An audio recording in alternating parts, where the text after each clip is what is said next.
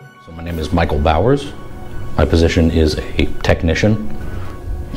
I have a deep and intimate knowledge of everything punk rock. Did you know the Beastie Boys were the first people to record and release an LP in the New York hardcore scene? They started out as a hardcore band. Did you know Glenn Danzig, the lead singer of the Misfits, wrote a song called 13 for Johnny Cash, and then another song called Life Fades Away for Roy Orbison? Where I believe, if I'm remembering correctly, that the money got so inflated that the country collapsed. A few moments later.